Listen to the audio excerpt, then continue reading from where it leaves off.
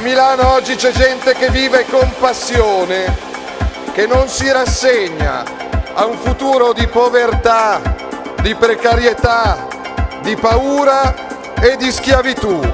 And for Italian politician is absolutely crucial to say now is the time of lunch.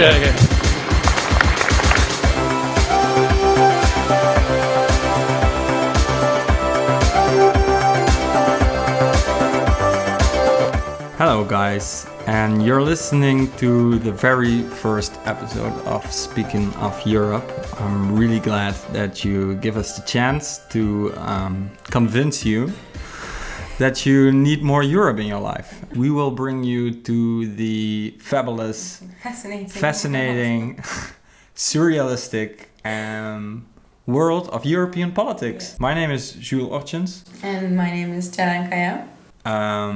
I am a political scientist and journalist from the Netherlands, currently living in Tallinn, Estonia. And I'm a political scientist studying at the University of Tartu in Estonia.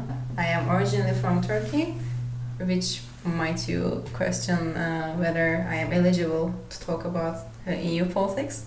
And European politics. And European politics, but I promise I am. I studied it, so I think I am. You studied it, so yeah, most people in the EU didn't. Yeah. Well, and I think in addition to that, it should be clear that here at Speaking of Europe, we love everyone. We love everyone. It's almost like inspiration. Like it's like you got introduced to a new open-minded high school.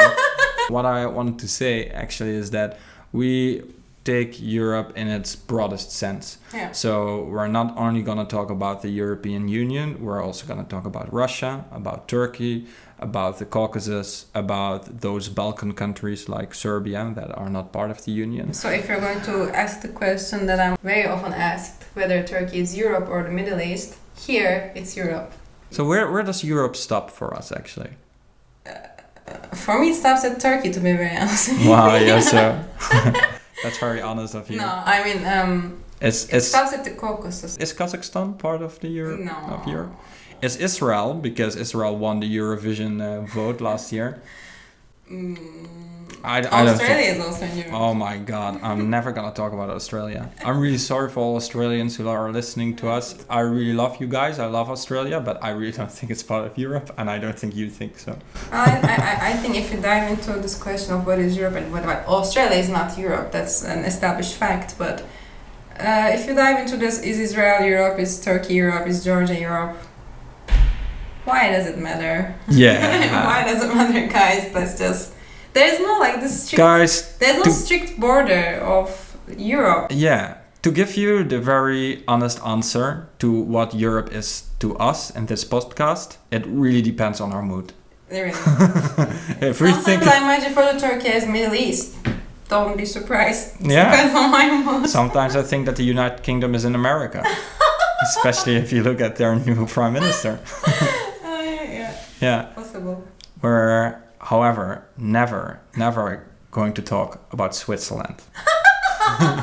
Switzerland, the only wealthy European country that is not part of the European Union, Norway? but enjoys all the advantages of being part of the European common market.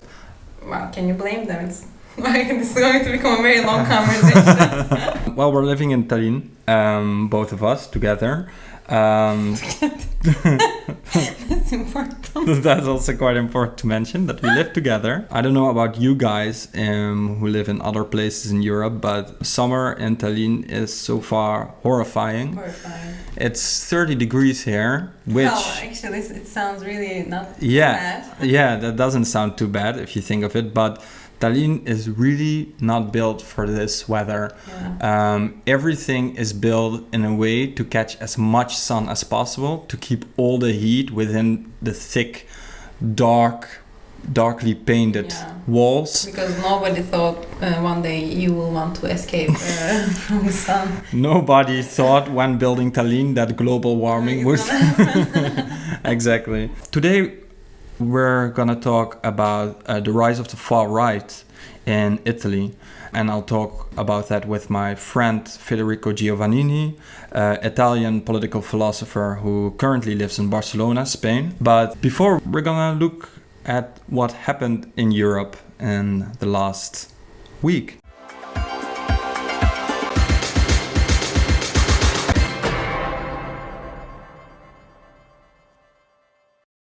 Our goal and our ambition is that if you listen to our podcast every week and you don't have time to read any other European news, you are more or less up to date and you don't have to be ashamed talking about politics at the coffee corner of your office. Yeah. Next to the water. Next to the water. You see, this is the problem. English is not our mother tongue, yet we don't really have another option. Alternative. Yeah. I think the first thing we should talk about is Boris Johnson about to become the new Prime Minister of the United Kingdom, which actually means that we're likely to be closer than ever to a Brexit. Johnson promised that the UK will leave the European Union not later than October 31st.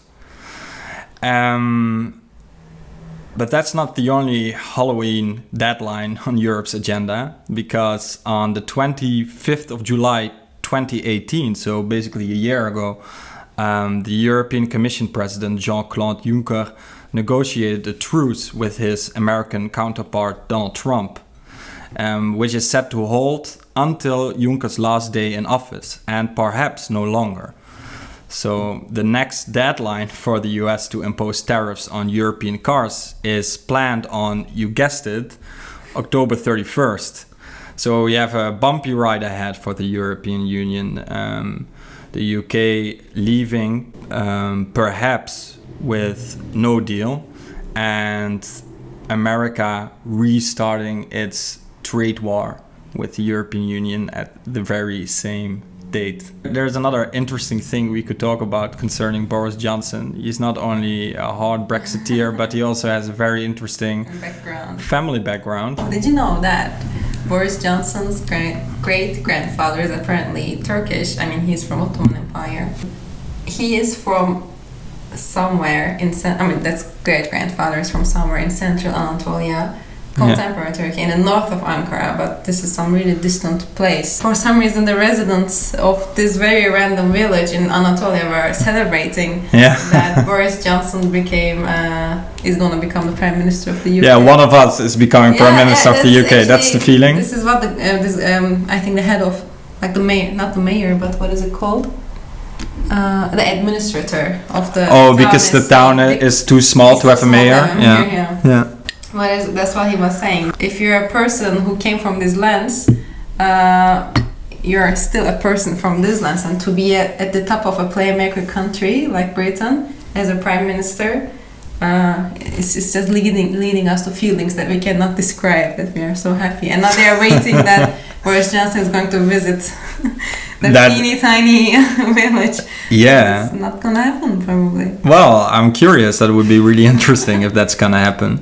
Well, I mean, there was this other thing that relates to both Boris Johnson and Turkey that I did know of, which is that I think in 2004 or 2003, way before Brexit was even a topic, Boris Johnson actually hosted a documentary. It was a very romantic declaration that Turkey should join the European Union. Never forget that for about 1,000 years this place wasn't on the perimeter of Europe, this was the center of European civilization. Whilst the rest of us were going through the Dark Ages, this was the place where the candle of faith, hope, scholarship and learning was kept alive. And of course 1453 represented a profound change in this city. Istanbul is now a Muslim town. But what are we saying if we perpetually keep Turkey out of the European Union just because it's Muslim? First of all, it's a denial of the huge achievements of men like Kemal Ataturk, who created a secular, westernizing country that just happens to be populated by Muslims. It sends out the worst possible signal to moderates in the Islamic world, saying that we can't incorporate such a country into Europe. And thirdly, are we really saying about ourselves and about Europe that it must be forever coterminous with nothing but Christendom? Well, try going to Bradford and saying that. Can you imagine Boris Johnson actually saying these words? I mean, Boris Johnson is not only a diehard Brexiteer, nowadays at least, and very, very, very much against even the idea of the European Union, but he has also been accused at several moments for being racist, for being a bigot. Yeah. And here he is actually declaring that Turkey should not only join the European Union, but it is part of our age-old civilization. I think this video of Boris Johnson's declaration of love for Turkey really proves what kind of flexible politician Boris Johnson really is. So maybe it's a part of a bigger conspiracy theory. He just wants to include Turkey in the EU as a one last joke to the EU and then leave. that would be that's also a possibility. So the idea that he pushed for Turkey to enter the European Union Brexit. and then Brexit, yeah. That would be very cynical. No, I think in all seriousness, that this shows that we cannot possibly know what to expect from this man. And he says now that Brexit will happen latest on 31st of October, but let's see. The next thing that we wanted to talk about is the Ukrainian elections. And what elections? The parliamentary elections. Yeah, I was also a bit confused the first time that I saw it, because I thought, wait a second. Just that one? Exactly, there are just presidential elections in Ukraine, but there are also parliamentary elections in Ukraine that are detached from the presidential elections.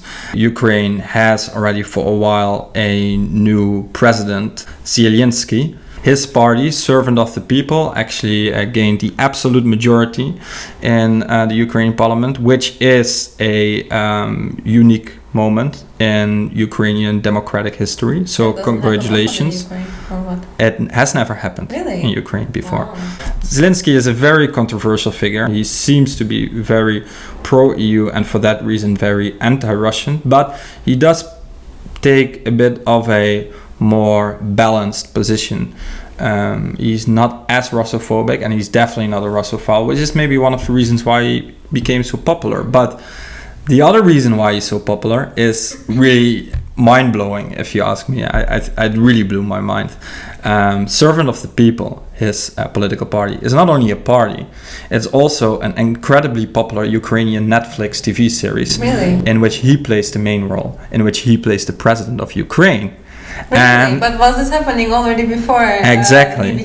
Volodymyr Zelensky played a high school teacher who accidentally, thanks to a viral school speech, became president. So the entire series is a mocking of Ukrainian politics. Значит так, закон один для всех. А иначе, пожалуйста, чемоданы в руки, большой привет. Вы что, нам угрожаете? Но я сделаю все, чтобы эти законы были приняты. And these points that he touches upon in the series, he used later for his party, who had the same title as the series, Servant of the People. So I think that's really, really interesting. It's almost as if Kevin Spacey became president of the United States because of House of Cards. That would be really nice, actually. Yeah. I think he really lost his chances with the last scandal. Many Ukrainians, this is at least what I read on different media, say that right now they feel so cynical about Ukrainian politics, and they don't really see many reasons to be optimistic, that they thought maybe it is better to vote for someone who is in a very hilarious way critical about the Ukrainian system. The Ukrainian system is right now a joke to many. So let's elect a comedian. Exactly. Yeah. Maybe that is the right decision to make. But I think at the same time, I think this is very typical for our time, really. To be so sarcastically serious. Maybe that, like the ironic culture ironically serious, that hipsters brought along, but in addition to that, I think just the intertwined relations between entertainment, media, and politics nowadays. I mean, thinking Trump. yeah, exactly. That's Trump, right? That's Berlusconi. So since we are already in that region, I think we can move to Russia. Yes, we're in Eastern Europe. Since we are there, to talk about the protests that have been going on over the weekend in Moscow. A lot of people have been detained. More than, the figures say, more than 1,000. And why it happened, to my understanding, is because the local elections in Russia are, I think, coming up. Yes, on the 8th of September. Yeah, on September. And normally, apparently, people really don't show that much of an interest to local elections in Russia. But this time what happened differently was that the qualification to run for the city council as an independent candidate was changed. It was changed to being required to collect 5,000 signatures to stand. This limit was made even harder, according to BBC, to match, because a signature means volunteering one's personal information for the government's database of opposition supporters. So who will do that? The moment you register as a volunteer or as a signatory for this opposition candidate, for them to run for the Moscow city local elections, the government makes record of you as a supporter of opposition. Wow. You give authorization to that. Yeah. That's really Black Mirror in real life, really. Exactly. Yeah. I think one critical point that we have to bear in mind in these Moscow protests that are going on right now is something that I noticed when I was living in Moscow. I've lived in Moscow for about half a year. Great city with very critically thinking people. I was very surprised about that because I thought, well, you think of Russia and you think that no one cares. Yeah, I noticed that I had quite some prejudgments about that. That, well, Russia is one of the least democratic countries in Europe, so I assumed that its citizens are not very critical on a political field. Or indifferent, at least. But in Moscow, that's not the case. I mean, Moscow is really a different world compared to the rest of Russia. Even Moscovite people say it themselves, that Moscow is a different country. If you're born in Moscow, you're half Russian. Because you just don't have the same kind of, in their eyes at least, apolitical mindset, right? And one of the questions that popped up in many of the articles written about the current protest: will these protests spread to the rest of Russia? Because if they don't, then they won't have the necessary impact, of course, on the political landscape. And that's the problem, you know, because it's not very exceptional that protests take place in Moscow, but it is exceptional when they take place outside of Moscow. And I think that is right now the question on everyone's mind. Are these protests going to escalate further towards the so-called countryside of Russia, which is basically everything outside of St. Petersburg and Moscow? And I assume that it's not like in Turkey, where in Turkey it's completely different. If in Istanbul something happens, everybody turns their attention to there, because what happens in Istanbul matters for the rest of the country. But that's only because Turkey is so much more centralized than Russia, right? Enlighten me. I mean, I'm not sure. But I feel like Russia is so decentralized that whatever happens in Moscow stays in Moscow in a way. Well, I mean, Russia is definitely way bigger, of course, than Turkey, right? Like, no matter how much you try to centralize it, it will never be as centralized as countries like Turkey. Maybe it's a tough call, but I mean, at least civil society in Turkey is much stronger. You still have opposition parties, and they are strong, and they can win local elections in Istanbul, even when the president doesn't want that to happen. You know, there is more of a democratic foundation in Turkey that's hard to get rid of, even when dictatorships take over. So I hope we give you a bit of a brief update of what happened in Europe in the last week. We're now going to talk about the rise of the far right in Italy, together with my friend Federico Giovannini. Well, to be very honest with you, we recorded this conversation 2 weeks ago in Barcelona. Qua non c'è l'ultradestra, qua c'è la politica del buonsenso. Gli estremisti sono quelli che hanno governato l'Europa per 20 anni nel nome della precarietà e della povertà. Questi sono gli estremisti. Qua c'è l'Europa originaria.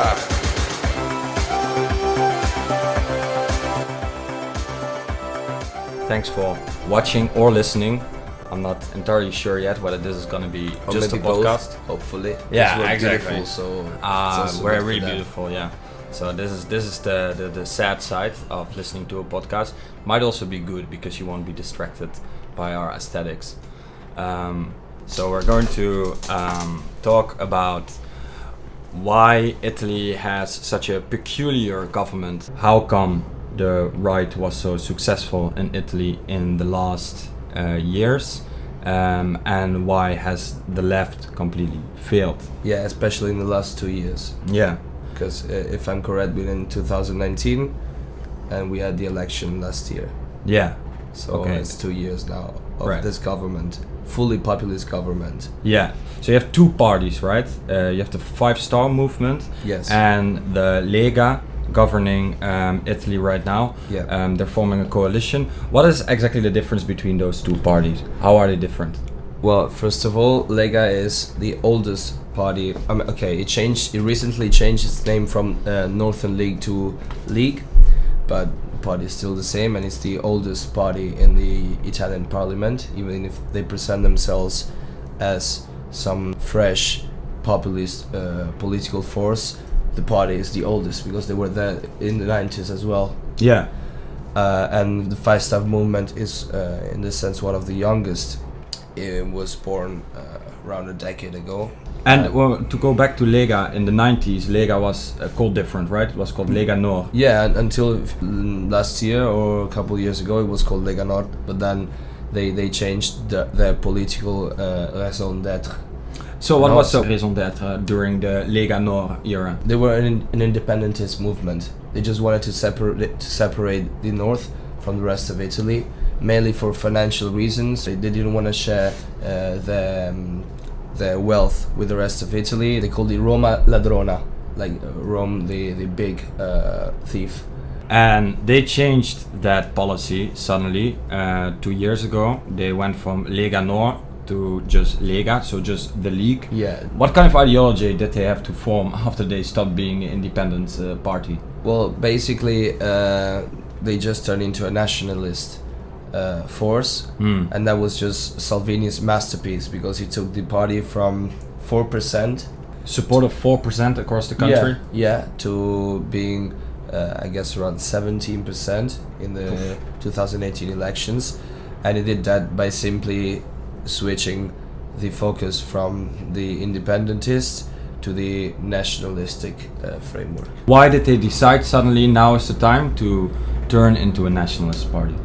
They were the only one that could offer a strong narrative, identitarian narrative, that could explain the national crisis that we've been having after the economic crisis of 2008. Italy was completely hit by the economic crisis, and poverty rose, inequality rose, unemployment rose, youth unemployment rose, is right now the worst in Europe, in the European Union, I think.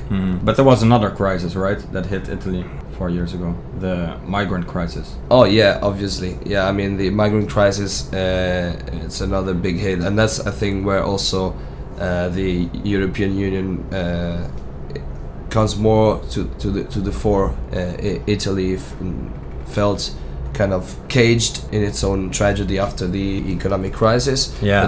But that's not really visible to the people, right? Yeah. But when you have migrants getting to Lampedusa and you physically see them and you see other migrants in your own streets, then that's more concrete. And you know that it's because you're in the European Union and the European Union is forcing you to have them in some sense. Obviously, many of the migrants and refugees who came to Italy, they weren't planning to stay in Italy. No, but according to the current regulations, if they come, the first country they get to has to take care of them. Right now, Italy is not really hit by the migrant crisis anymore, No. One reason is that the Democratic Party, when it was in power, so the last government made an agreement with the Libyans, and they basically gave them financial resources and helped them to keep the migrants Inside the left-wing party. center left. The percentage of migrants that arrived fell by 80%. Yeah. So and right now we really have just a few migrants coming. Before you could call it an objective crisis. Right now it cannot be an objective crisis anymore. Now it's just used as a political instrument. Yeah. As long there's a certain crisis dominant in Italy, and as long the Italian government can say, look at how the rest of the world is treating us badly, look at all the migrants entering, then you have a perfect climate for the far right, for the nationalists of Lega to stay in government. Yeah. Right? So there's this other party, and that is actually the party that won the Italian elections and went into a coalition with Lega, and that's the Five Star Movement. How do Yeah. you call it in Italian? Movimento 5 Stelle. Okay, I'm not gonna repeat that, obviously. You could try. Movimento 5 Stelle. 5 Stelle. 5 Stelle was perfect. Again with Movimento. Movimento 5 Stelle. Perfect. Five Star Movement is a good example to understand a major conceptual distinction that's really key to Western politics in general, I believe. They rose to popularity thanks to the fact that they rejected the left and right distinction. They said we're neither left nor right. We are, just common sense for the people. Obviously, one aspect of their appeal was due to the fact that they actually took care of some, in a good sense, populist issues. They were really good populists. If by populism we understand the idea that you create vague concept of people in order to include as many possible new struggles in your emancipatory movement and political fight. They took care of the idea of corruption in Italy, of political corruption, the idea of environmental issues. Why did they have to say we're neither left nor right? Center left and center right didn't really distinguish themselves in terms of economic issues. They all more or less had the same policies, and approach. This is interesting that you're saying that about the center left and the center right in Italy. This is an Italian development, but to a large extent you can call it as a European or even Western development, right? And I think a lot of people outside of Italy would agree with that. Yeah. Just take a look at how long in Britain there was a disappointment with the left-wing party Labour, because it started to share way too many similarities with the right-wing party, the Conservatives.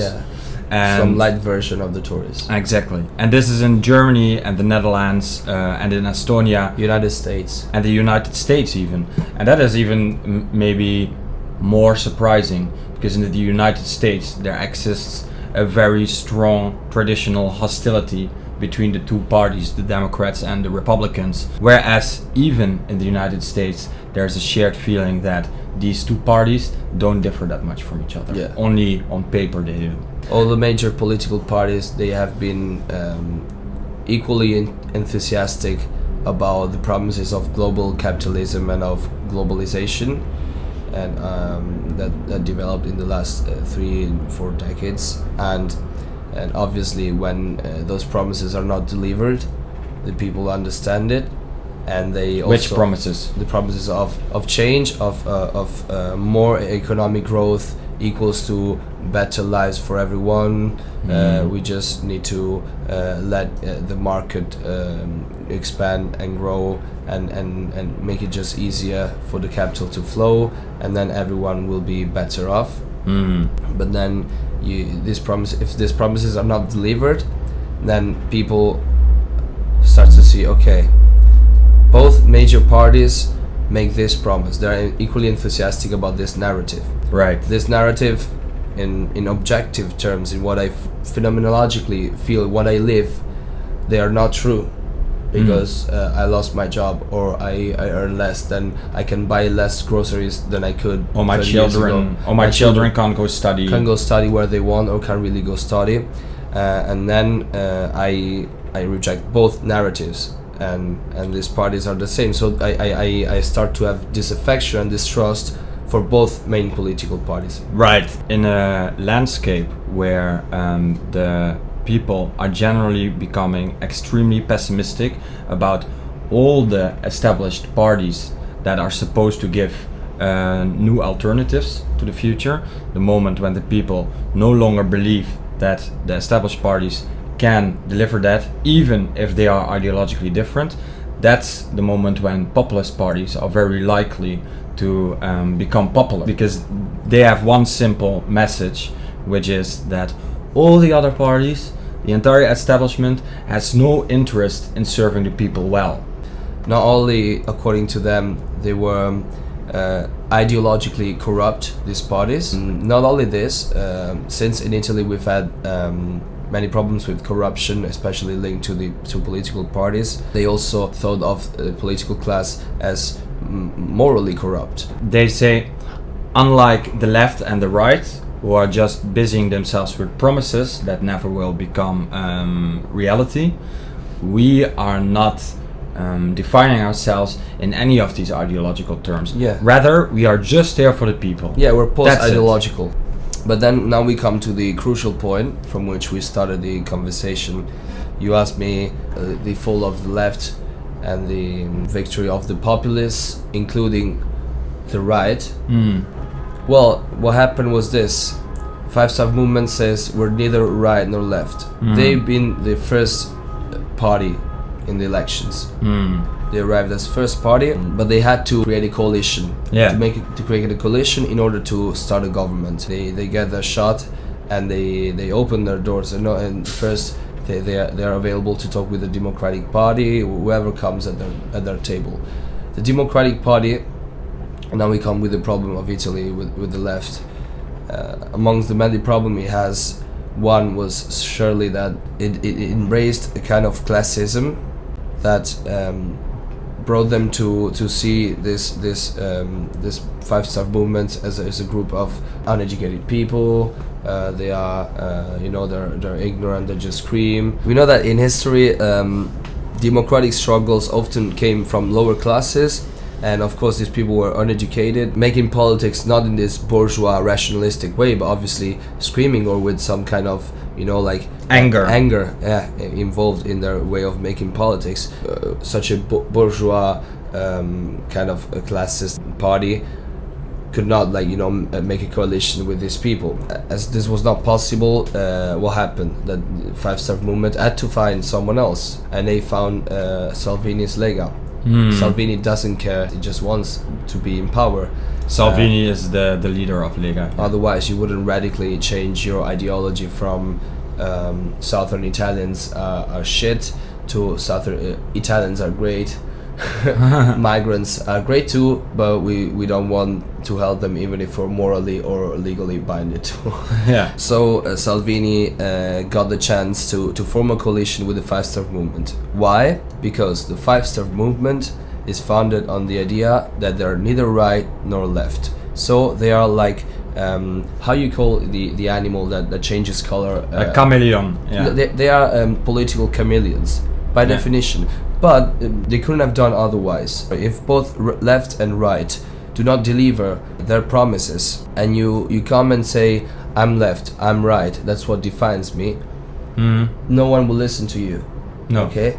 But if you come and say, I'm neither left nor right, then you have a chance, to actually come with a new scenario towards the people. Yeah, and with a fresh scenario, fresh alternative. Exactly. It was not possible to do otherwise. That was the only way they could end up, according to me, as a first party in the elections. But of course, being a political chameleon in democratic politics works short term. It doesn't pay back long term. Having a clear ideology is fundamental, and you see it in this case. So what you're saying is that even though they had a very clear people-driven narrative, right? They are a populist party.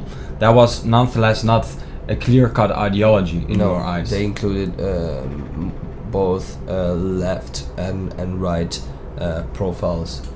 Many people that could have voted for Lega voted for the Five Star Movement, because Five Star Movement was so broad in including all the possible, issues in what matters to the people. Yeah. And basically we're neither left nor right. It is striking to me that the Democratic Party didn't manage to form a coalition with the Five Star Movement, even though they are both very much concerned with poverty among the people, inequality among the people, and so on, right? What general left-wing parties are also concerned with, whereas the coalition that did succeed in the end was between Five Star Movement and Lega, the far-right party. You pose a good question, but as Renzi, the leader of the Democratic Party and the former Prime Minister of... The Democratic Party was born in 2006 as a combination of more centrist and more leftist souls in Italian politics.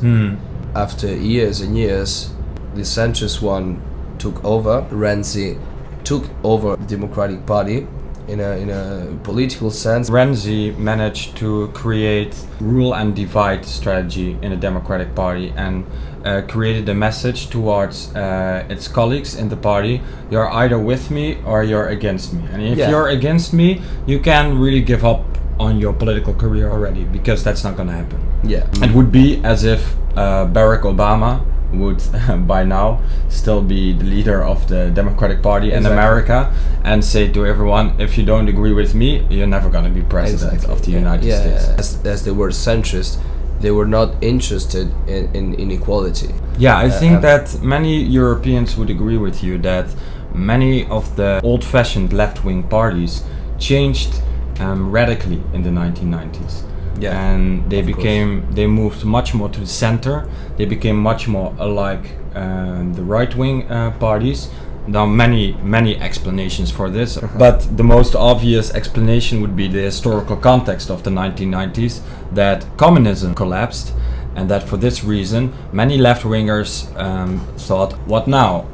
Socialism seems to not work, because the Soviet Union is defeated, so maybe we should become more like the right. It's the ideology that won the Cold War, so better to side with the winners. That's at least one of the most obvious theories. For the reason why the left became more right-wing from the 90s onwards, and because of that reason it became unrecognizable, right? From the 1990s onwards, most left-wing parties were no longer a guarantee to fight against poverty and inequality. Good. What I would really like to add is, once in government, this coalition between Five Star Movement and Lega, remember that they started with the former being the first party and Lega being the third, if I'm correct, party. Now that they are together in government after almost 2 years, Lega is the first party, according to the polls. And if you also look at the European elections, and Five Star Movement lost more than 10% of votes. Why? How come? Because not having a clear-cut ideology brought Di Maio, the leader of the Five Star Movement, brought the Five Star Movement to accept all the attempts at hegemonizing the government policies by Salvini. Salvini knew what he wanted, had some clear principles, and he really wanted to just put them in practice. And above all, they were really economically cheap. Closing the border to migrants doesn't cost anything. Improving the welfare state, as the Five Star Movement wanted and did partly, costs money, right? And it costs time. And this is what happens when you don't have an ideology. You're neither left nor right, but you're in alliance with the right. You turn right.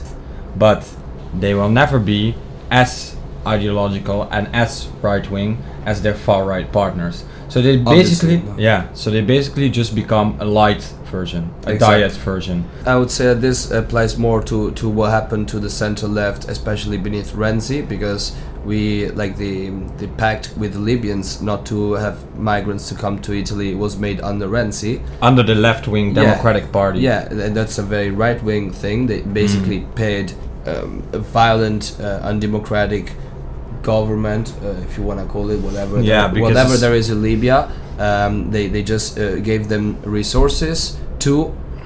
What happened was that build concentration camps, not to have migrants to come here. Why are you calling it concentration camps? Because they are. In which sense? Like because when we think of concentration people camps, people cannot escape, and they live in miserable conditions. Yeah. When you try to copy something, but then people see that there is also the original, they will go for the original, right? And so of course people then went for Salvini. If you instead of saying, yeah, the migrants are a bit of a problem, yeah, we have to control it, blah blah blah, you say no, the problem is inequality, not the migrants. If you don't do this, if you just stick with the right, you say yeah, the migrants are a problem, and then we do this like Renzi did, then people will might as well just vote for the right wing because it's the original version. Or the far right. The far right, yeah. But the right wing right now is just the far right because the center right died basically in Italy. And this is maybe now we're all starting to see the rise of Salvini and his far right party Lega in a broader Italian context. On the one hand, you have the far right with a very clear ideology, and on the other hand, you have parties one by one not being able really to pronounce what they stand for. Yeah. The 5 Star Movement remains, as you called it, a populist chameleon. Yeah. The center-left Democratic Party under Renzi was anything but really left-wing. Yeah. And the center-right under Berlusconi, also not really clearly right-wing either, right? I mean, they are just going with the flow too. Yeah, as well. And Berlusconi says one day I'm in favor of this, the other day he says I'm in favor of that. Really So like which, Donald I mean, Trump. Really like Donald Trump, no, right? like Donald Trump is really like Berlusconi. That's the thing. That is actually the thing.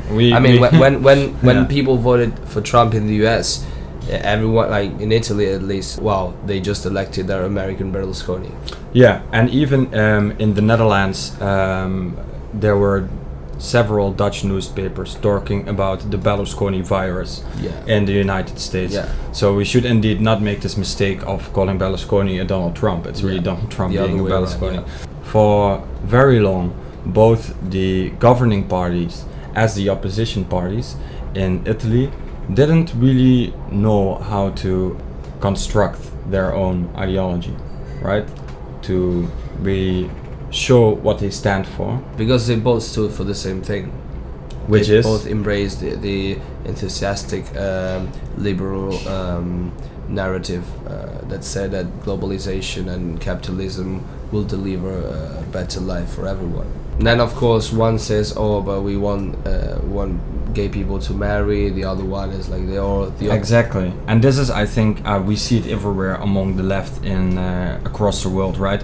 A lot of their emphasis is on minorities and, for instance, the LGBTQ plus rights, which is great, of course. Yeah. But for the average European or the average American, or the poor LGBT plus person, exactly, this doesn't really matter, No. right? It's not the most important thing. The it most is important, but only if it has to go hand in hand with also the economic struggle.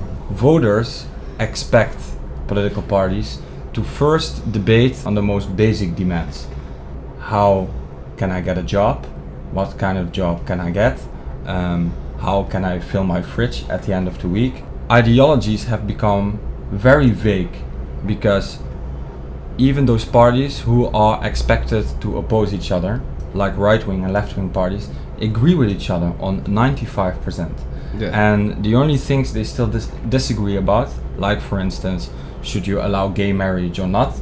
In Italy at least that's a discussion, in the Netherlands it isn't. It's a discussion that is very valuable but has much less value to the daily life of an average citizen. After an economic crisis in a unequal capitalist society, even if you're a LGBTQ plus person, you also want to fight for more economic equality and social rights. That's true, yeah. Because they are the only ones that allow you to then also enjoy the civil rights you earn. In the same way as a heterosexual traditional family today is in crisis, because if we get poor, we can make family, we can make babies, we can even be what a conservative would like to see. Has there been, in your eyes, anything positive that was produced by this government in Italy in the last 2 years? I just read that employment rose. That in the last 2 years? No, now in this month. Okay. Welfare adjustment for poorer people. It means that if you don't earn at the end of the month 750 euros, I think, what is missing, the state gives it to you. Okay. These are actually all the good things that you're mentioning now. These are all good things that you expect left-wing parties to do. Right? Yeah, they come from the five-star movement. Again, this was not enough to win against Salvini's efforts to gain hegemony, because if you just go with welfare state or economic help or whatever intentions, so if you go for social rights but you don't go for civil rights by treating migrants as second-class humans, not citizens, humans, then it's not enough to win the right. Because if you're half left, because if you're just left in the economic side but not also on the social and civil side, then you will still lose. I think one of the things that you can observe in Italy right now, and is not really related to what we spoke about earlier, but is something that you see in every European country with coalitions. That when you form coalitions with parties that are not necessarily alike, communication is really key. And I give you an example. Look at the government in Germany right now. This is a coalition between the Christian Democrats, led by Chancellor Angela Merkel, and the Social Democrats. Now, the Social Democrats have actually managed to pull a lot of the policies of the Christian Democrats to the left. But every time when the coalition manages to go a bit to the left, then it is presented as if it's thanks to Merkel. It's because the Social Democrats are not really communicating well in Germany. It seems that all of the policies that they push through don't seem to be products of them. Salvini is the best political communicator in Europe right now, I believe. Well, he's actually leading the far-right European alliance. And with this, I don't mean that you need a strong political leader to get politics right. I just mean that you need good communication. Five-Star movement was really confused and always found itself unprepared in most of the crucial moments in the last 2 years, while Salvini always knew what to say and how to say it. Why? Again, because he had some clear-cut principles and ideology from which he could immediately draw a strong and clear and straightforward answer. Five-Star movement didn't have it. No, that's the problem of a chameleon, of course, also. Exactly. Right. Federico, thank you so much. Grazie. And Grazie a te. Vielen Dank. And dank u wel. Gracias. And spasiba. Merci. And dank u. And that's really I it. ran out of, me too.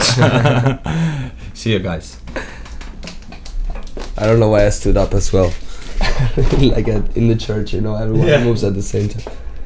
Thanks for watching or listening to the first podcast episode of Speaking of Europe. Next time we're going to talk about the Greek elections, and I'm gonna talk about this with Yanis Mavrogenis. We are basically gonna look at the Greek elections from a historical point of view. Why does Greek history matter more to the Greek people than the present? Bye. You should wait for the YouTube. Bye.